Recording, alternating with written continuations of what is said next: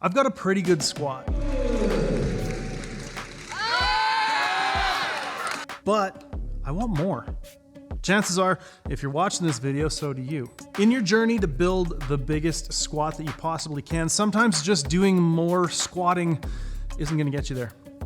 That's why in this video, I'm gonna talk you through my 5 favorite squat accessory movements to help you correct technique and movement patterns, build a little bit more muscle in some specifically relevant places, and overall, just push your squat to the next level.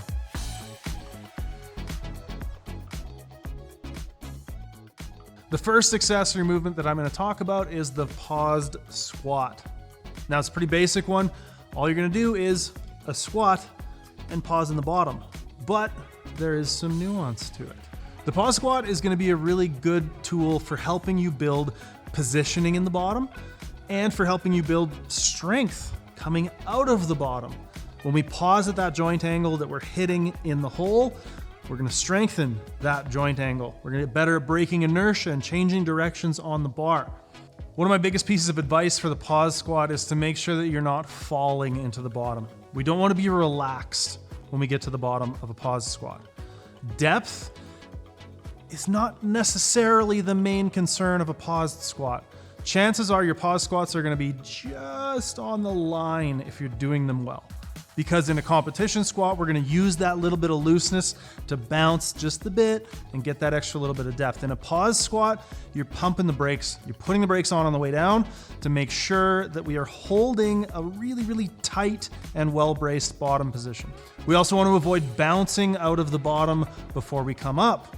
A lot of lifters will pause and then dip and come up. That's gonna make you coming out of the pause way easier and kind of defeats the purpose of the movement. So if you're struggling with the consistency in your bottom position, or maybe you're starting to panic as you get down there, the pause squat can be a great tool to work on those things, as well as just building a lot of strength in the bottom.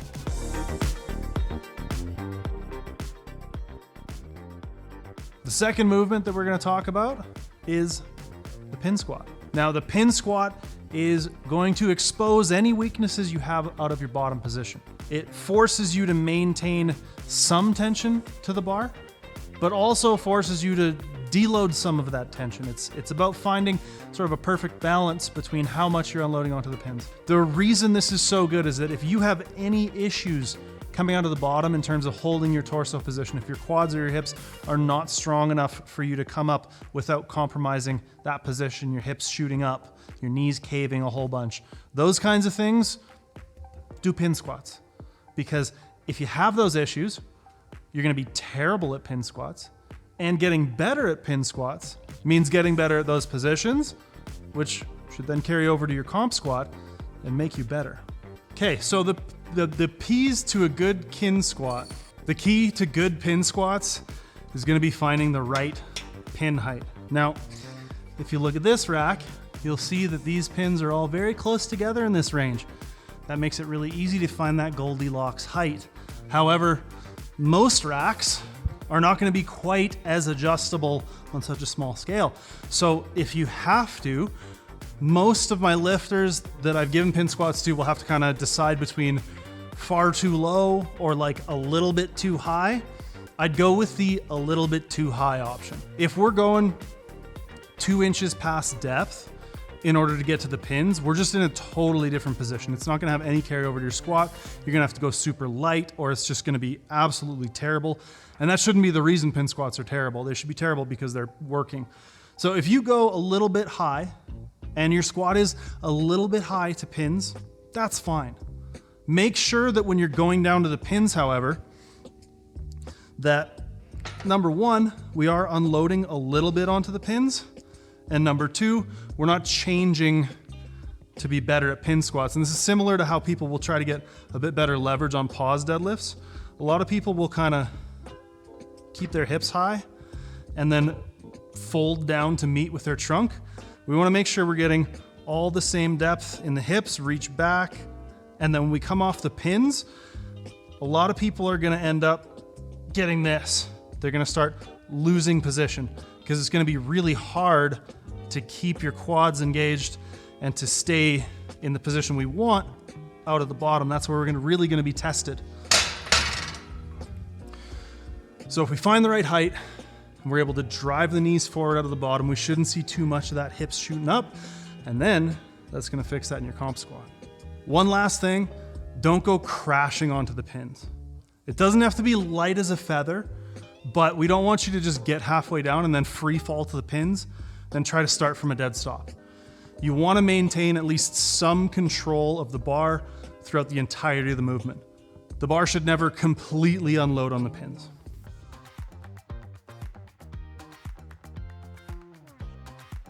The third exercise that we're talking about today is the tempo squat. Now you could use a number of different tempos in the tempo squat. Tempo just being the speed with which you're executing the movement. Now, quick primer on tempos. There are usually 3 numbers in the description of a tempo. It's formatted as number dash number dash number. The first number is always the eccentric or lowering phase of the movement. The second number is always an isometric or a pause or lack thereof, denoted by a 0.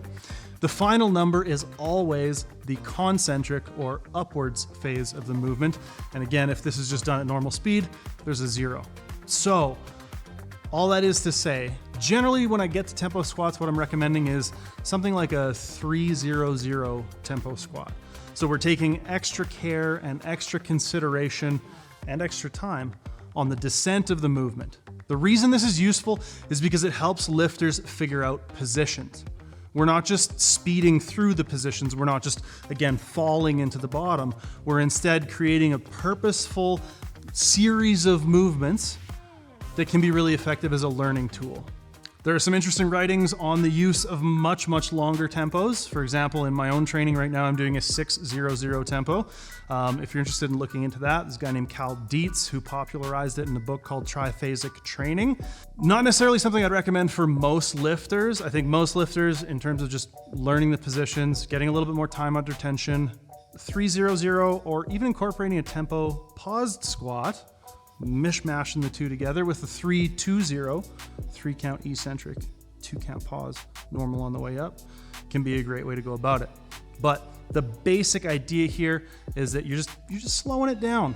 You're slowing it down on the way down. A really important tip for the tempo squat is to keep the tempo even. If it's a 3-0-0 tempo squat, don't go 1, 2, 3 and fall through the last half of the range of motion. You know what? Let's demonstrate it. So when we get to the tempo squat, most common mistake, people will slow through the first part and then just kind of bail on the tempo and do a normal squat. We want to try to smooth out the tempo. So if it's a 3 count, 1, 2, 3, up, right? It's not 1, 2, 3. That's just cutting out half the tempo. And arguably the most important part of the tempo is that last little bit before the bottom, because that's the part that people mess up.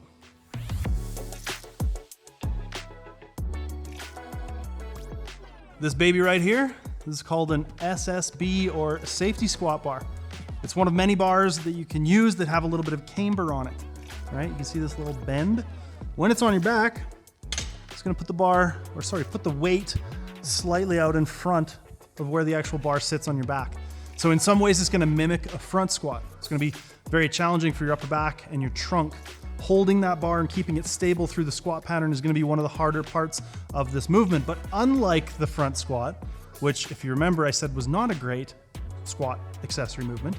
And the reason that I think this is because you can load this up and it's not gonna fall off of you. You will be able to build this to the point where it is still challenging for your legs. And in specific, I think it's a really good tool for building a lot of quad strength, especially if you're a lifter who folds in the upper back and then has their hips shoot up behind you, because the bar is going to pull you forwards, more like a front squat or a high bar squat. My biggest tips for the SSB are gonna be that you don't need to push or pull the handles. I get a lot of questions from lifters whether they should be pulling the handles into themselves or pushing up on them. Just don't worry about that so much. Let the bar do what the bar wants to do and it'll pull things into the right spot. If you don't have access to an SSB, that's fine, but it is a nice tool.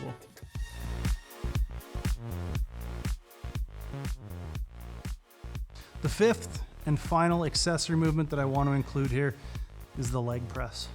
Most gyms have one. While it might not be the most specific, and you might know a number of people who can leg press a lot and can't squat for shit, it can be a really great tool if the bottleneck in your powerlifting training is getting more work on your legs. Because this doesn't load the back, you can get away with hammering volume on this thing. And I also just have a personal bias towards it. When I was rehabbing my knee and coming back from 2 years of my knee feeling like absolute garbage, this baby made it feel better every time. Things to note about the leg press are, number one, get a very full range of motion. Doing quarter reps on the leg press is akin to curling in the squat rack, and you don't want to be that person. When you're using the leg press, I would try to do something similar to your squat stance on here if you can on the plate. And also, the back angle on most leg presses is adjustable, so adjust it up or down so you can get a more comfortable experience. A lot of the times when I hop onto a leg press and somebody else has had it set, it feels terrible. You adjust that back angle correctly, you're smooth sailing.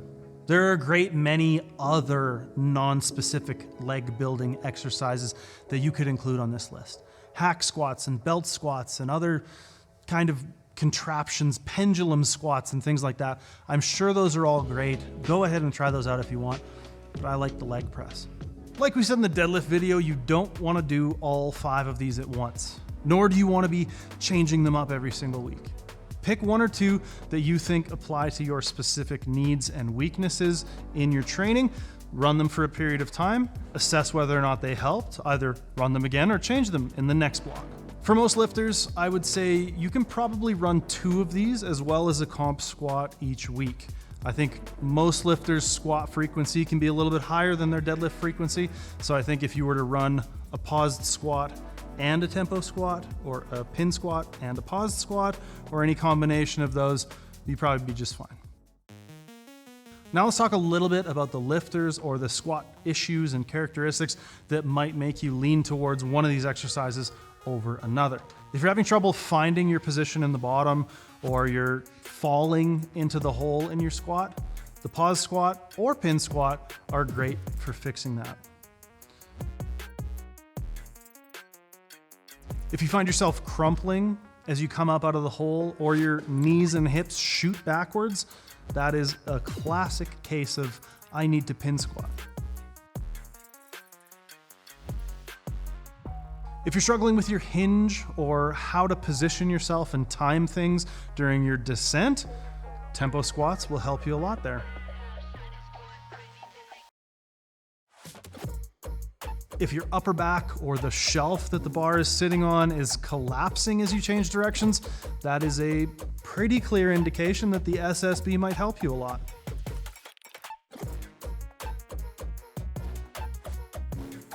And finally, if you're just not able to get things moving in terms of squat progress, but your back doesn't seem to want to handle more squat volume, smash the shit out of your legs on the leg press.